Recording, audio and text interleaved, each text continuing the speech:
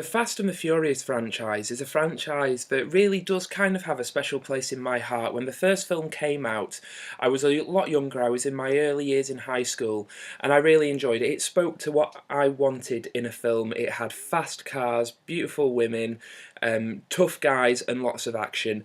That was a film that I really enjoyed, and to this day, I still really enjoy it for lots of different reasons. Now, it did spawn a franchise, and today I'm reviewing, of course, the fifth part, which is Fast 5, or as it's lazily titled in England, Fast and Furious 5.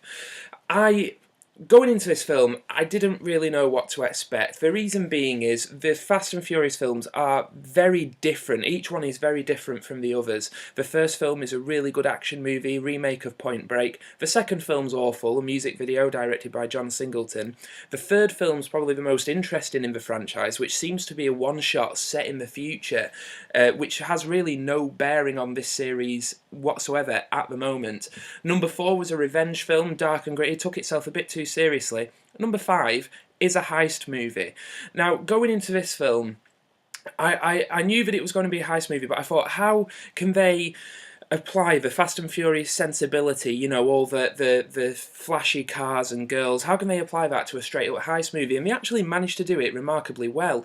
It's directed by Justin Lin. He's been directing these films since the third one. He did Tokyo Drift, Fast and Furious, and now Fast 5.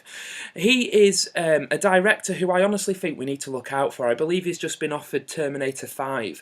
He is a great action director. He knows how to lens action, he knows how to shoot a pacey action scene, and he knows how to deal with characters as well. Now, I do feel like Fast and Furious, the fourth film in the franchise, was a bit of a missed opportunity, and this does go some way to making up for it. The most interesting parts of this is the fact that he brings back a lot of key players from the other films in the franchise, including Too Fast, Too Furious, which is like the ugly duckling of the franchise. So you've got people like Tyrese Gibson, Chris Ludacris Bridges, you've got the actor who played Vince in the original, I forget his name, you've got Jordana Brewster, a load of characters that we are familiar with from the previous 4 films. They all come on board to perform a heist. Now, the heist itself is where I have quite a few problems with this film. We spend a large portion of the film seeing the characters prepare the heist, and it's in quite an interesting way. They establish that with the rotating security cameras in a police station, which is where the bad guy's money is being held, there is a 10-second window for them to drive past the cameras and get to the vault. Now, they are practicing extensively, and we see this for quite a long time in the film. They're trying to drive past the cameras without any of the cameras seeing them, which I think is really interesting. Although, spoiler alert, this is a really missed opportunity, because when it actually comes to the heist, they decide to just blow a hole in the wall of the building and tow the safe, the vault, behind 2 cars. And it's like all the time we spent building up this plan and watching them rehearse and practice is wasted. All that's just thrown to one side and forgotten about, which I thought was a shame, to say the least. Another missed opportunity is the fact that Paul Walker's character, Brian O'Connor, coming face to face with Vince from the first film again, their emotional payoff just isn't there. They hated each other in the first film, but Brian saved Vince's life at the end.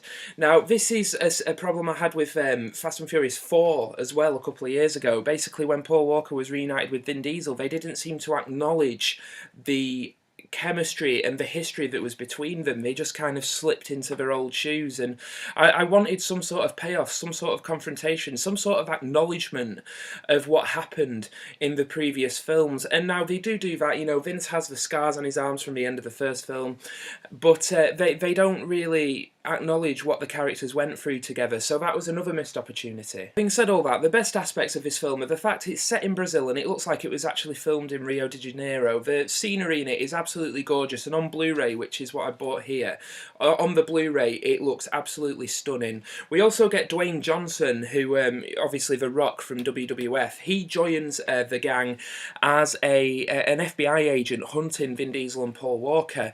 Now, this does culminate in a fist fight between Vin Diesel and The Rock, which is a fist fight that all 12-year-old boys have been waiting to see since the first Fast and Furious came out. I think that was about the age I was when it came out.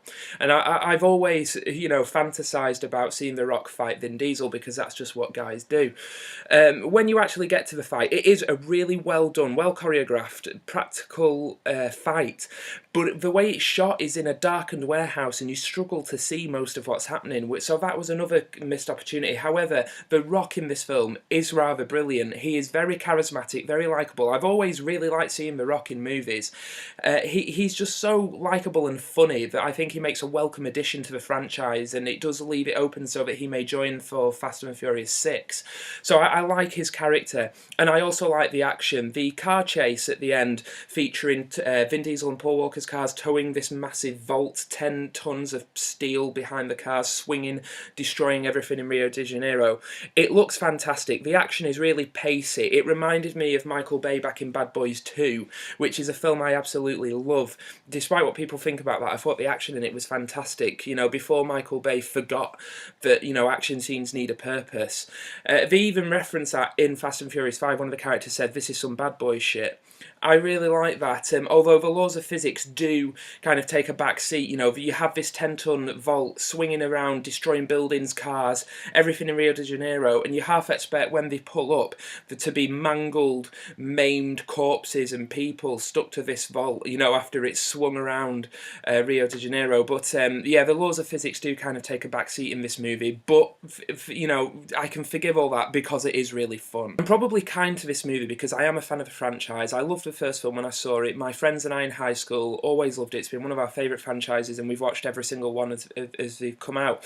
Now, I do think, though, I can look at this objectively. The second film was awful. I really like the third. It's probably the most interesting of the series. The fourth was a letdown.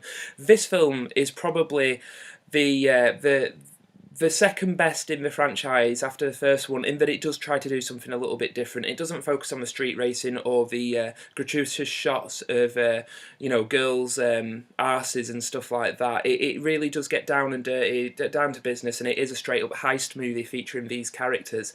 For that reason, the fact that it tries to do something a little bit different, I do really enjoy it, and it does harken back to good old-fashioned action movies where it was all practical effects. There's very little CGI, and I do really like it. I think Justin Lin is an action director to look out for, and I would recommend Fast and Furious 5 not only to people who have seen and enjoyed the other films, but to just fans of action movies, because even if you go in not having seen the other films, you would still enjoy it as a straight up action heist movie, which harkens back to Michael Bay and in some respects Michael Mann as well. I do enjoy this film and I would recommend it, so that's Fast and Furious or Fast 5.